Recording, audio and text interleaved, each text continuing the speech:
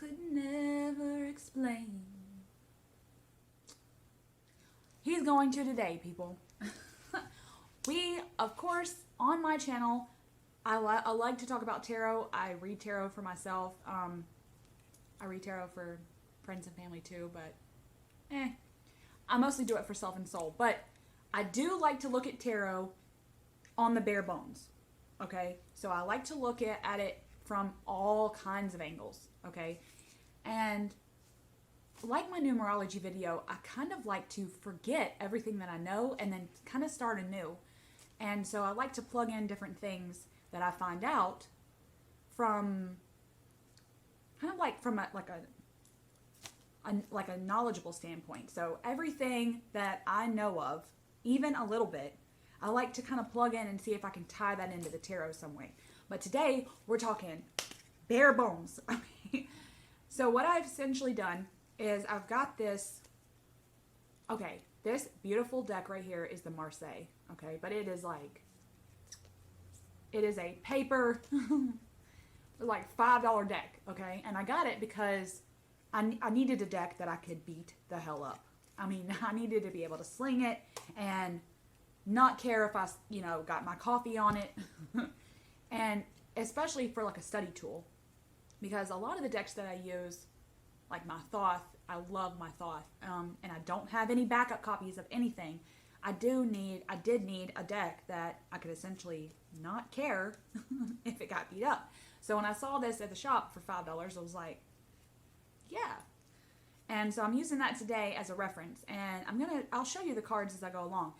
But as you can see from the title, we're looking up definitions. And so I'm taking the words that the cards are respectfully named, okay? And I've looked up the definitions.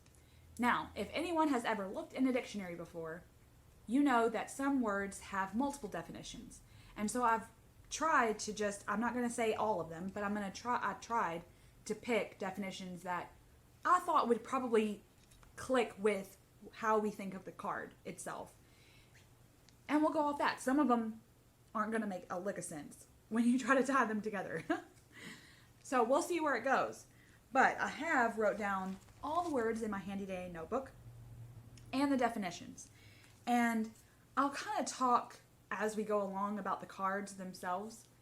And then at the very end, we might shuffle and pull a couple at a time to see if we can tie the definitions together, so to speak. To see if we could do this in a reading, okay? Like I said, we're taking skin and muscle off of this, people, and we're just looking at the bare bones. So, let's get started. Okay. The Fool card. I love this particular card, like the Marseilles version, because his little, you know, you think of a hobo, for lack of a better term, with his knapsack, right? And you think it's just a stick, right? If you're, back when I was growing up, if you didn't have a thing to wear for Halloween, this is what you were. But it was a stick. And his, in the Marseilles, right, is a spoon.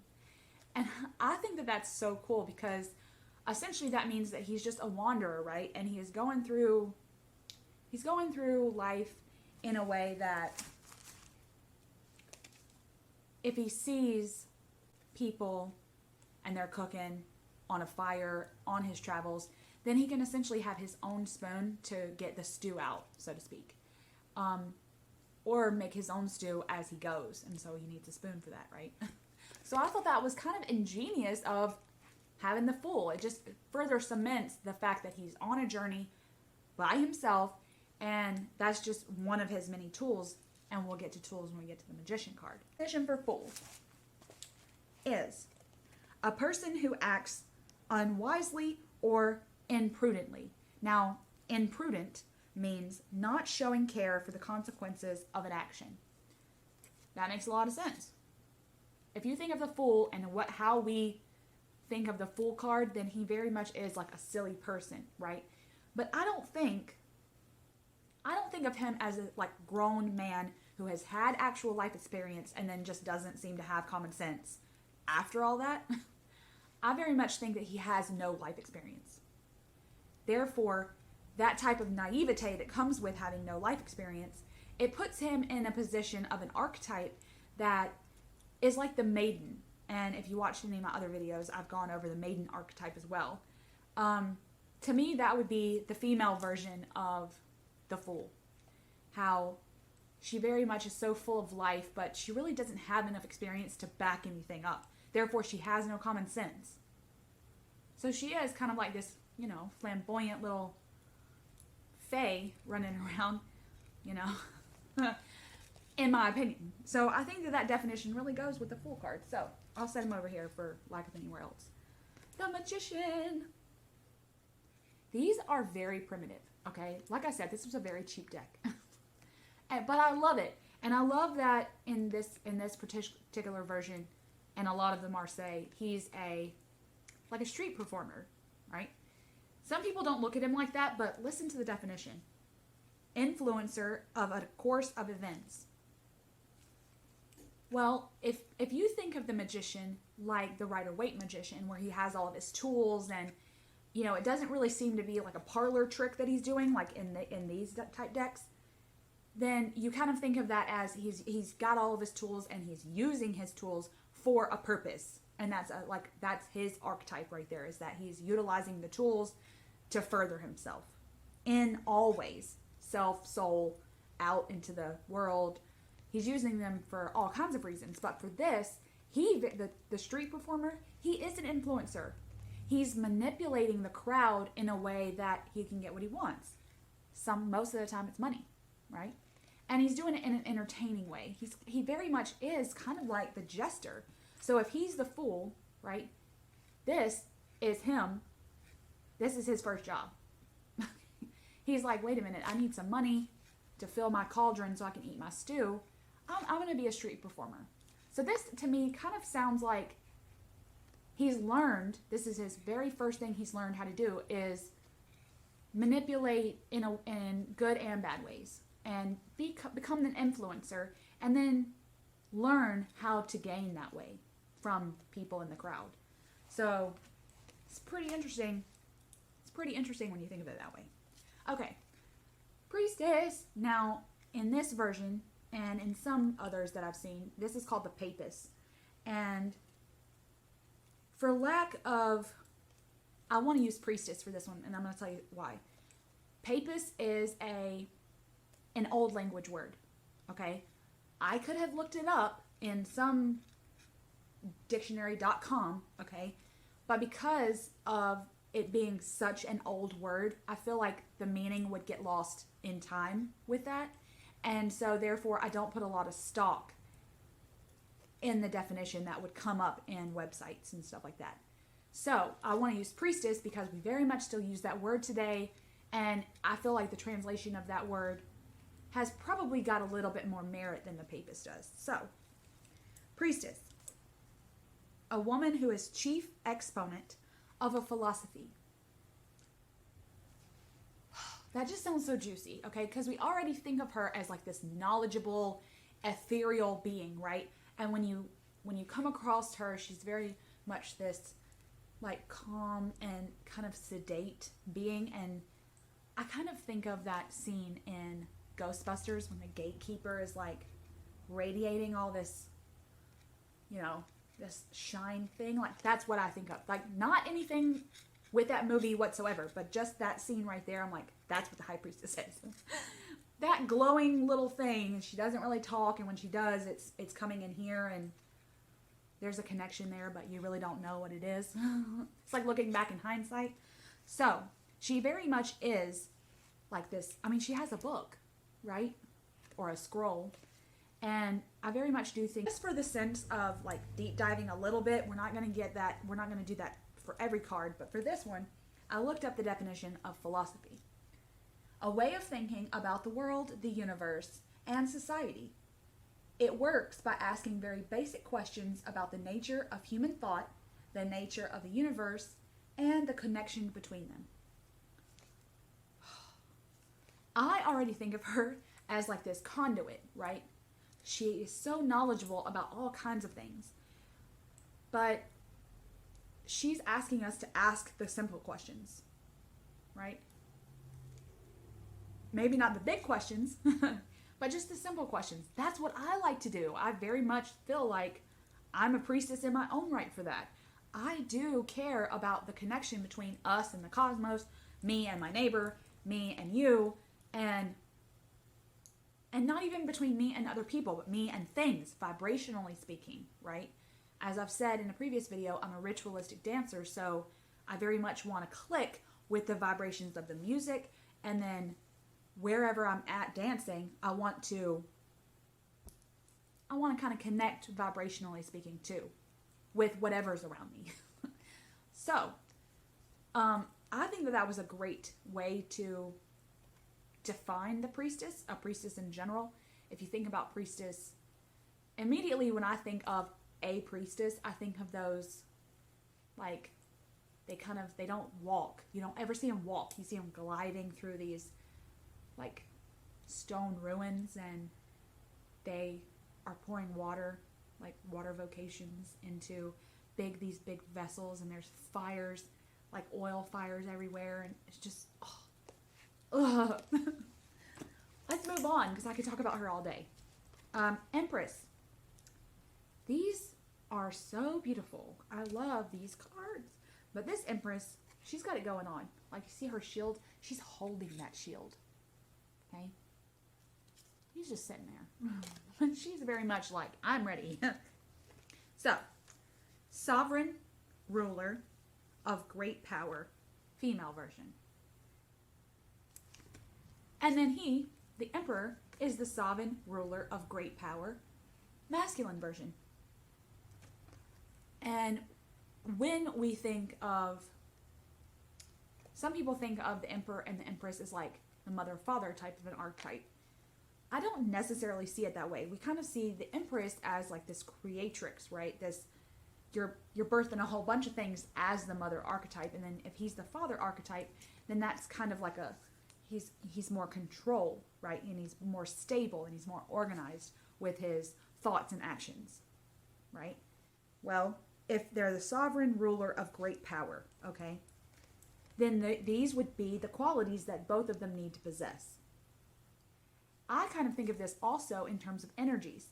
We've already talked a lot about the divine feminine masculine on my channel, but I do believe that they could possess those qualities in kind of in a magical sense, right? So in kind of like, they are the embodiment of the energy that I have inside. Both. I have both. And when they come up in readings, depending on what the readings are, that could very much mean not the actual like archetype of them, but that my energies are out of whack, or they're in sync, or I need more or less of something. So I kind of look, these are kind of well-rounded for me. And so these definitions, if we just looked at that face value, you really wouldn't get anything out of that. I said, weird, but moving on. The Pope. Now, I've chosen the Marseilles to do it this with, but I very much did want to use like the words that we normally associate with like tarot, well-rounded tarot, okay? So I did pick the Hierophant for this card to define, okay? And that is an interpreter of sacred mysteries. Sacred mysteries. That could be anybody. So he would probably be the male version of the priestess. So why not call him a cool way of looking at it? Because kind of like the emperor and the empress, we can look at these two as interpreters of sacred mysteries, the priestess, high priestess, and the priest, and then have those as like the outer shells, because they are the outer shells of the emperor and the empress. So the emperor, the empress is like this plane of existence, right? And then they have the knowledge of everything that's outside.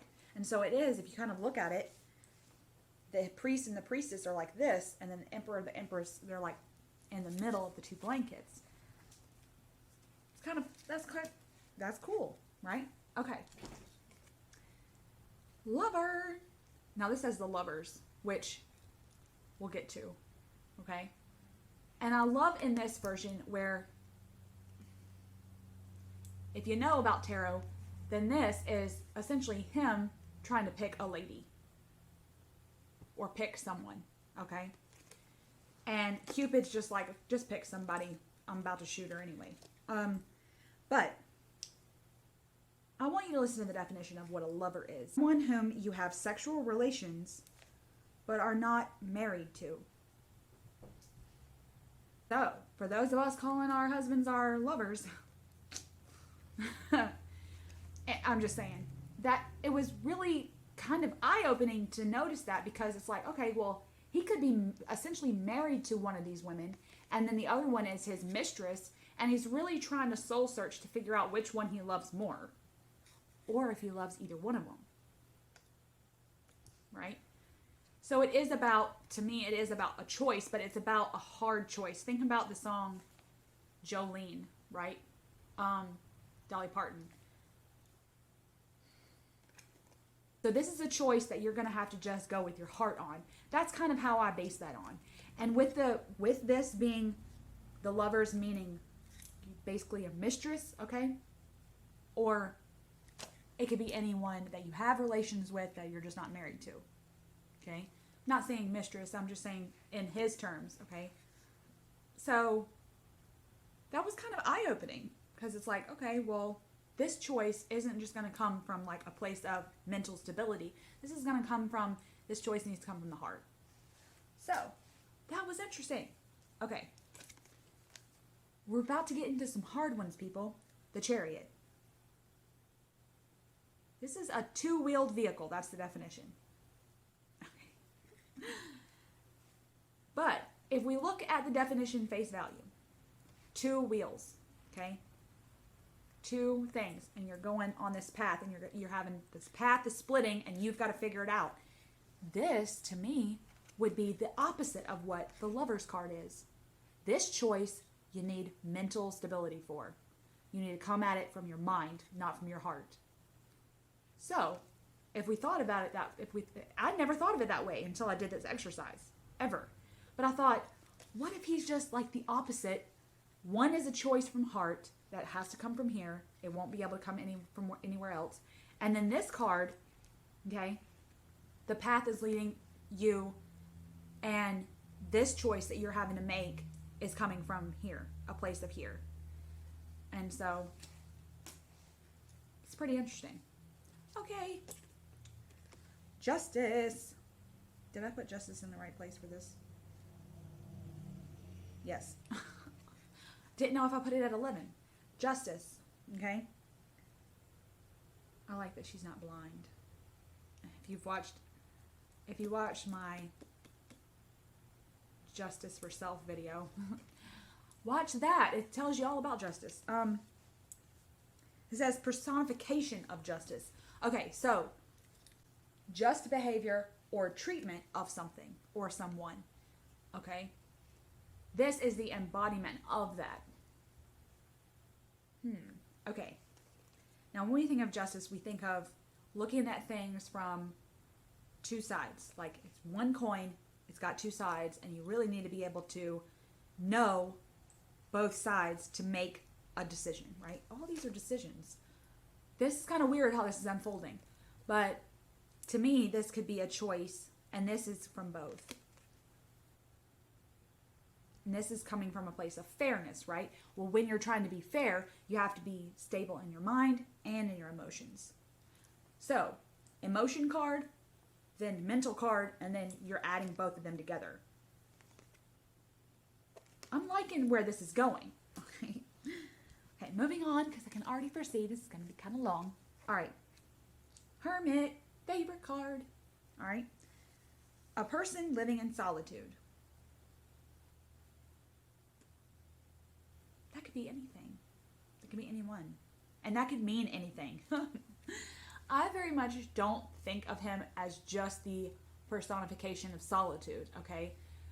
I think of him in a way that means that we've done all these things, we've made all these choices, but now to get to a place where we have all of our chakras aligned, we are going to have to go up to the mountaintop. We're going to have to come back to self to get any kind of answers. And that can be, look, he kind of looks like run down, right? Like, this road's just taking me, and I'm all the way at High Hrothgar and I don't know where I'm going to go, but I need to go up there, right? So, that definition kind of makes sense. He does have to go on his own, into solitude, right?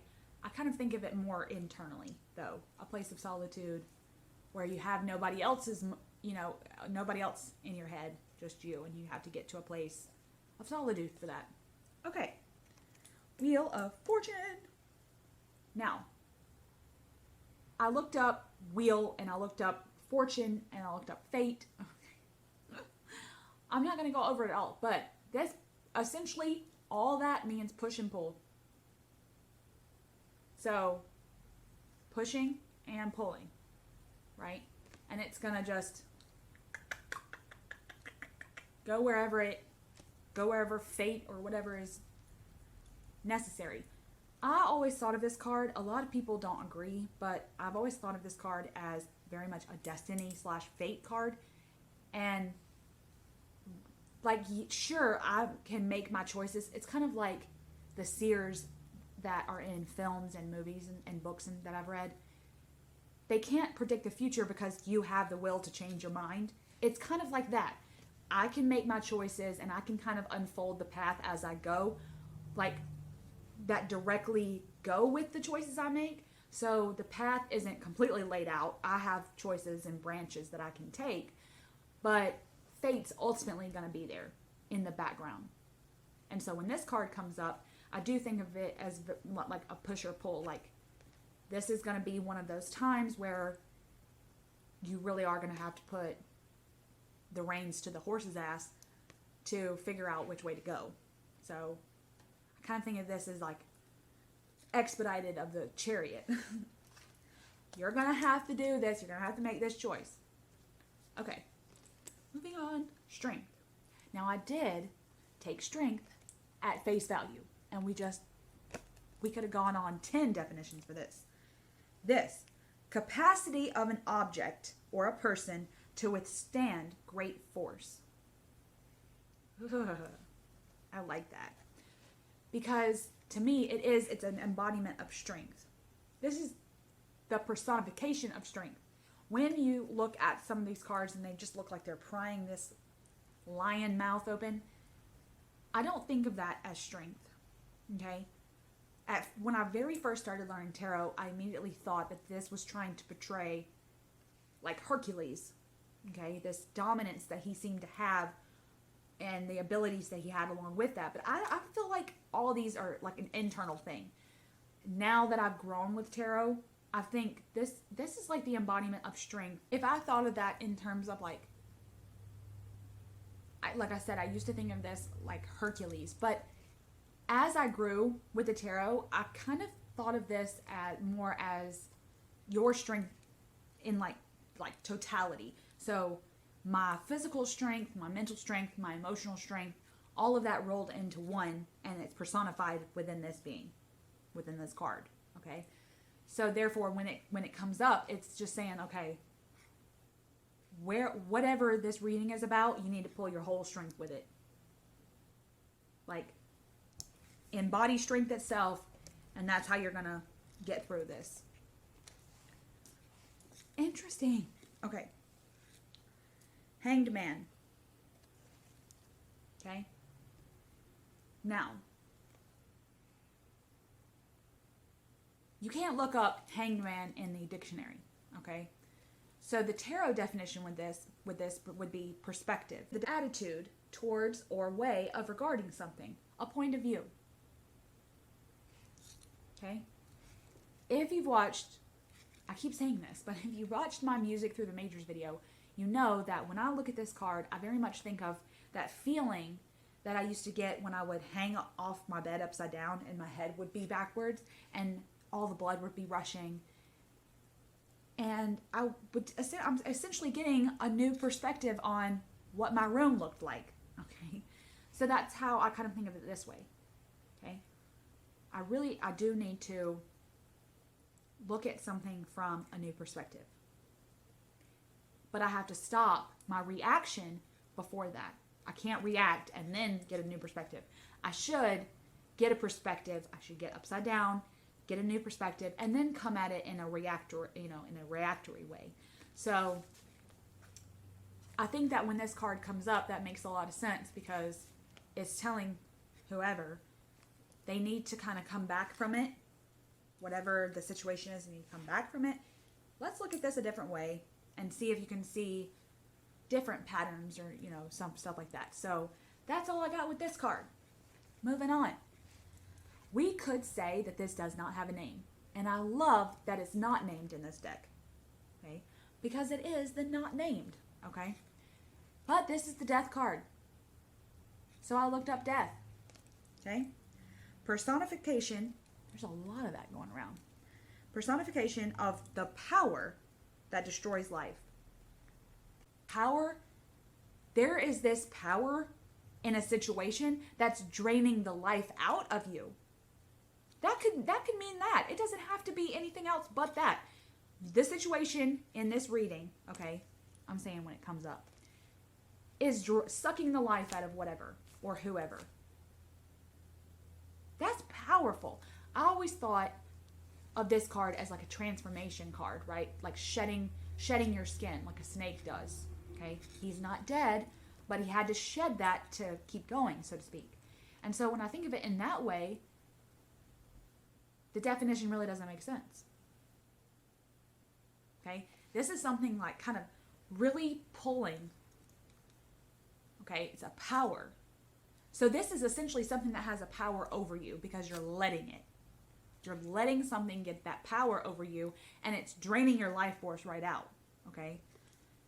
And this could be people, this could be a place that you just don't like, this could be a situation that just, keeps coming up, and it's just like, oh, right? Stuff like that, that's draining and just like sucking your soul right out. I believe that that's what this is saying. And you've got to weigh down here with your scythe, okay? And figure out what's important. Wield your power with your scythe, okay? Embody death itself and be like, you know what? This is not going to suck my life force out. I'm gonna get into this goo, and I'm gonna pull up some stuff that I can utilize to get this force and this power away from me. You have no power over me. Okay? I am not going to have a labyrinth reference in all these videos, okay? I promise. All right, let's move on. Temperance. Okay? I love this word. Temperance. She's just, he, this androgynine, right? It's like defying gravity. Okay, so it's from Latin, meaning to refrain. Moderation in actions or thought. Does that sound like the temperance card in tarot? Not really. Okay? But if you think of it, let's take the meaning all the way out of the temperance card, okay, and think if this is supposed to mean moderation in action and thought, then when this card would come up in a reading, essentially, you're like, okay, like thinking before you act. Kind of like what I said with the death card. But this isn't something that's a life force that's draining out of you. This could very much be something that is good for you or that you actually like. We'll get to that, the devil card.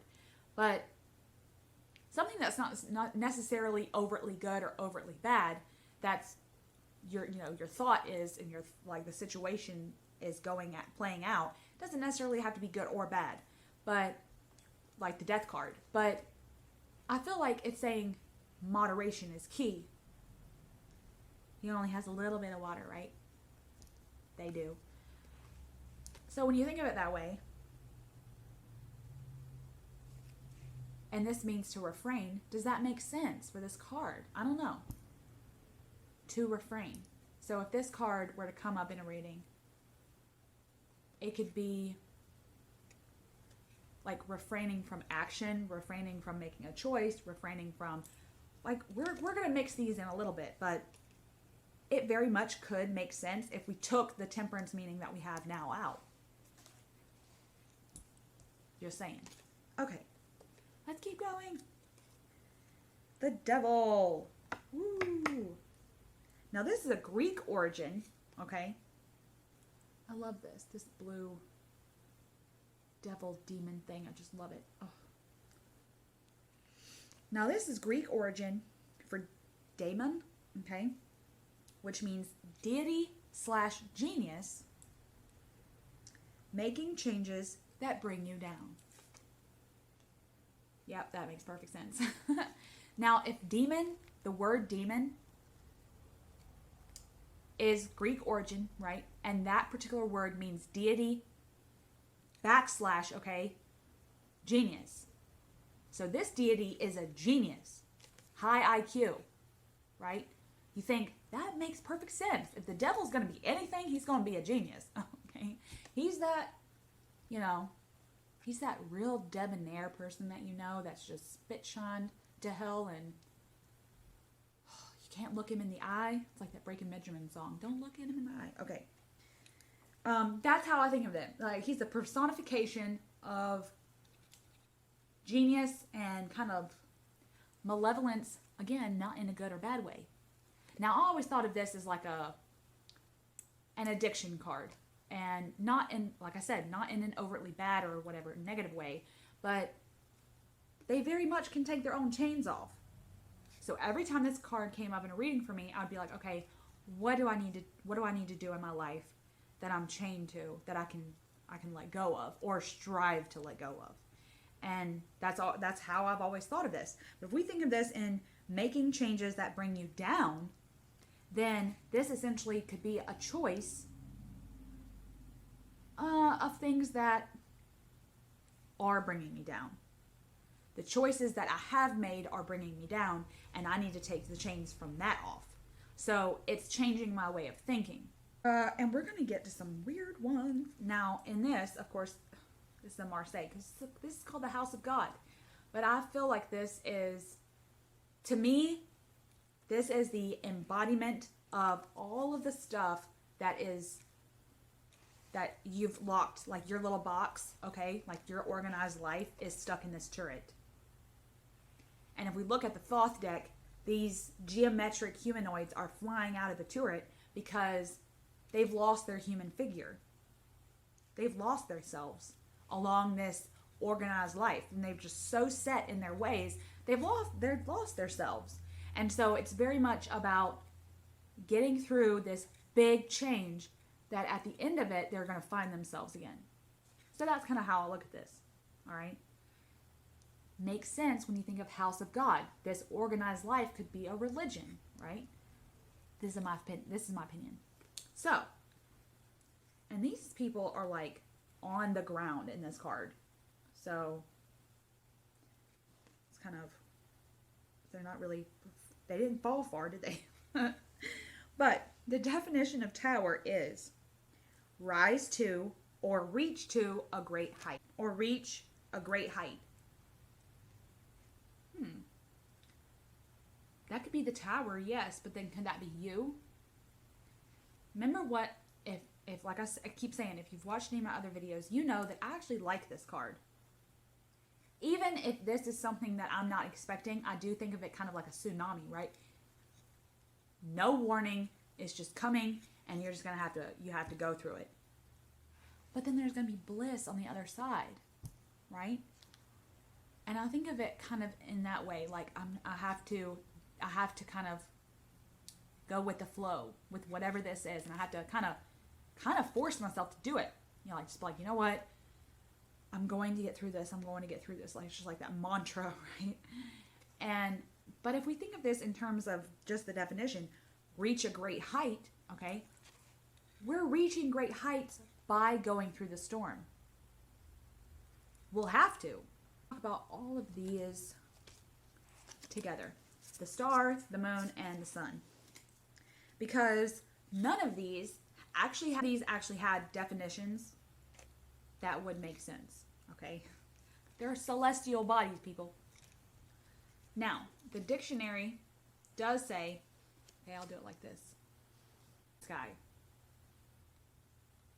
Then to me, immediately, I think of the North Star. right? I know my way home type of a thing. And so that very much is what this looks like to me. But then why is she sitting there all luminous, okay? She's not in the mood. She's not moving to go home or find her way home or whatever. To me, I think of this card as like the bare bones of temperance. So if temperance is moderation, then this would be not the opposite, but like even more so moderation. I always thought of this card as like Pandora's box. Okay, so whatever chaos is getting unleashed, you have some kind of hope right here. And I always thought of it that way. And so if I thought about that in terms of North Star, or even take the clothes off Temperance, and this is what you get, okay?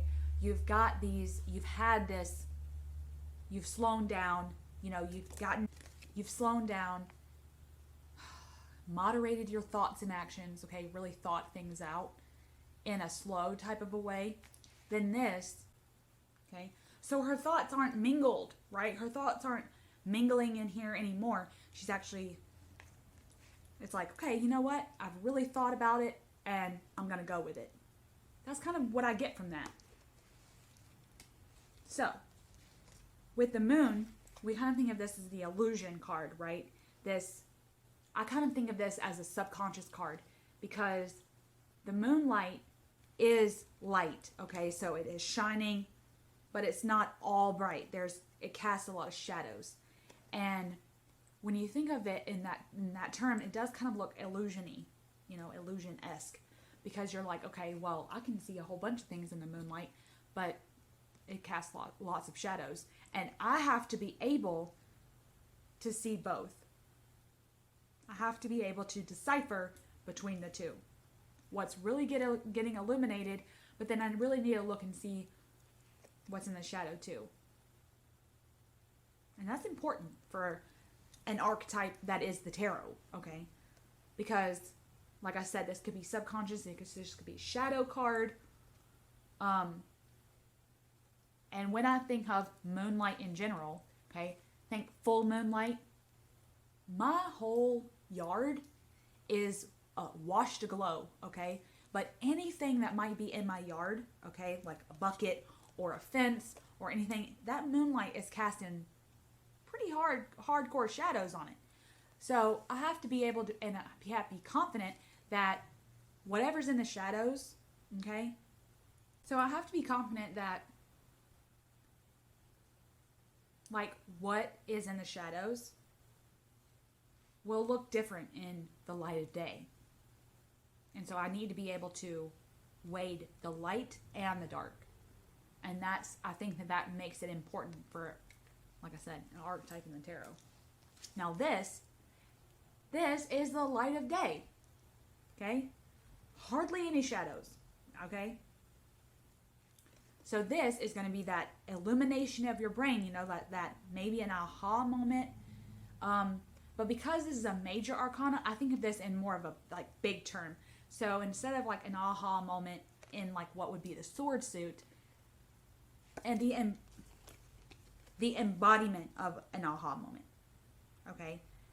The feeling you get with having that thought, okay? Then having the will to go through with the thought, okay? And then acting on it. And then potentially making something into that thought, right? Utilizing all the suits of the tarot and shining light on all of them. And I believe that that's what this is saying. Again, we had to go on kind of tarot definitions for that because we couldn't use dictionary.com. Okay, Judgment. I never liked this card because it's the rapture, right? And I don't really, that doesn't sit well with me. It never has. But if you look at the word judgment and you look it up in the dictionary, it says divine punishment. Punishment, and again, we're talking major arcana. This is a severe punishment that we're putting on ourselves. Something that's holding us down to ground level where we can't ascend. Okay? Ascend, so to speak, in any type of the way. So whatever judgment that we're putting on ourselves, whatever we're punishing ourselves for, we have to learn how to let some of that go, and like kind of let go of that stuff that doesn't serve us in a full capacity way. Whatever judgment, whatever like big harsh things that are sitting on our chest, okay, Faguli style, then we have to let it go, or we're not gonna ascend. Okay, that's what I get from that. Stop punishing yourself. Okay, the last card, the World. Okay, I love this card too. There's such clean lines in this deck, right? For it to be this cheap old Marseille. Okay. This is funny, okay? When you look up the definition of the word world, it says human existence. I think that's fascinating. This is human existence personified, okay? This figure right here is you. Whoever the hell is getting the reading, it's you and like all the humans that you know. This is human existence as a whole, like on a cosmic level. Every human out there, including you, that's who this is. And so in the reading, I believe that could be like all the people in your life. Or something that's so cosmic of a belief, or so cosmic of a thought, or so cosmic of a situation that it's linking you to all of human existence. And that is pretty profound, people. Before I do the readings, okay, I want to say a poem by Charles Bukowski. And I love his poetry because it is just so raw, okay?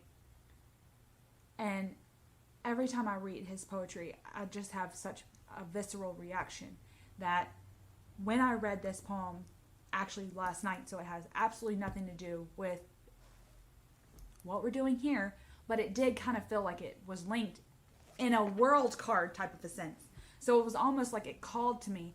I've like bibliomancy this book until I found this poem, and it called to me on such a level that I was like, I am getting called from something way out that I need to put this in the video. So let's read. It's called The Genius of the Crowd, which does make sense if you think of the world card as human existence, and that I'm linking myself to you guys in a way that is a great way to end what we've just done. So, there is enough treachery, hatred, violence, absurdity in the average human being to supply any given army on any given day. And the best at murder are those who preach against it, and the best at hate are those who preach love, and the best at war, finally, are those who preach peace. Those who preach God need God. Those who preach peace do not have peace.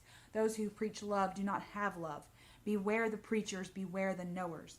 Beware those who are always reading books. Beware those who are either detest poverty or are proud of it. Beware those quick to praise, for they need praise in return. Beware those quick to censure. They are afraid of what they do not know. Oh, isn't that the truth? Beware those who seek constant crowds. They are nothing alone. Beware the average man, the average woman. Beware their love. Their love is average, seeks average. But there is genius in their hatred. There is enough genius in their hatred to kill you, to kill anybody. Not wanting solitude, not understanding solitude. They will attempt to destroy anything that differs from their own. Not being able to create art, they will not understand art. They will consider their failure as creators only as a failure of the world. Not being able to love fully, they will believe your love incomplete, and then they will hate you. Oh my God. And their hatred will be perfect. Like a shining diamond, like a knife, like a mountain, like a tiger, like hemlock. their finest art. This is such a liminal poem to me, because it's like all these things that he described in this poem, they're like standing on precipices, right? And they're one thing and the other all together. They're not one thing or the other. They're both at the same time. They're loving and hating at the same time. And I believe that that's what life is.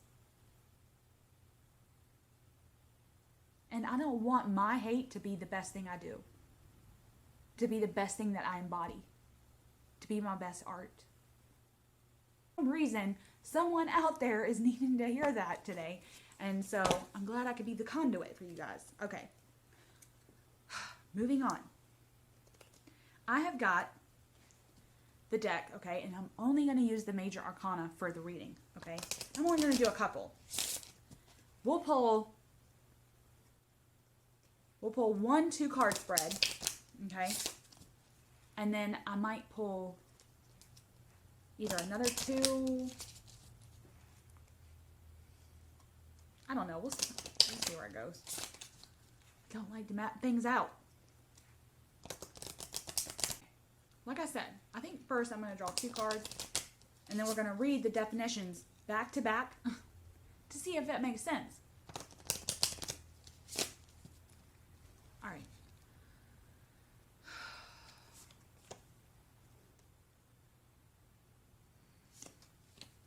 All right. Okay.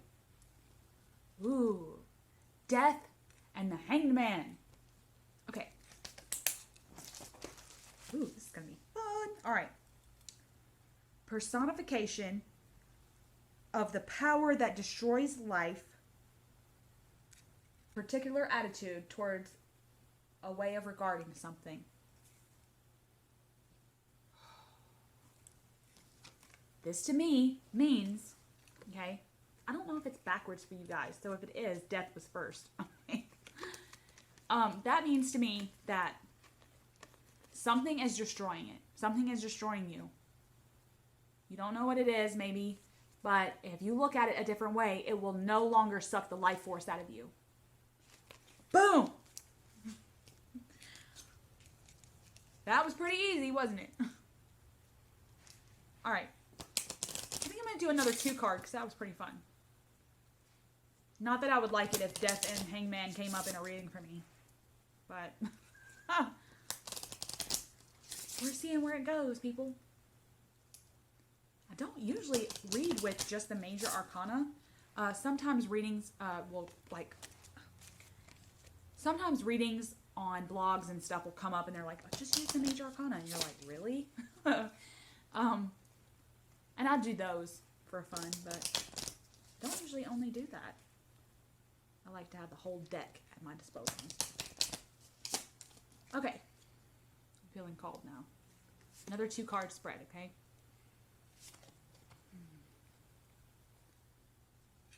Somebody's trying to tell me something, all right? Hangman and the star, right? So, we have to gain a new perspective on our North Star. So what we may think is our embodiment of hope, okay? What we may think is our North Star, and that's going to get us home when we're out at sea. Maybe we need to look at it upside down and see if it really is serving us for this Pandora's box that is our mind, okay? And what we think is, oh, this is going to give me hope. This is the embodiment of my hope. Maybe I put my hope and faith into something, and that's not serving me. This is pretty cool, okay? Like, when I'm mixing the definitions, it does come up much like a tarot reading. So, pretty exciting. I'm going to do a 3 card spread. Intuition. Ooh, here we go. All right, I'm going to set that down because I think I'm done with the readings for today. All right. Strength. Strength. The Emperor. And Justice. Okay. Now, strength. Capacity of a person to withstand great force, masculine ruler, having balance in all things, mental stability, emotions, physicality, everything.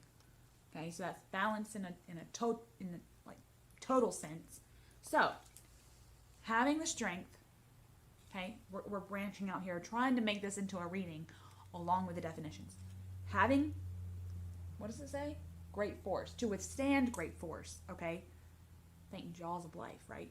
So, having the jaws of life with my masculine energy, okay, and being able to balance that.